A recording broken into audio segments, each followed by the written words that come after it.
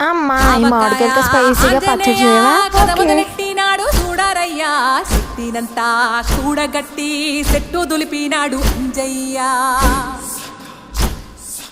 ఎర్ర ఛాయ కోతి అవతార వెంటమాయ కత్తి సేత పట్టకుండా కాయ కోసినాడు కపిలయ్యా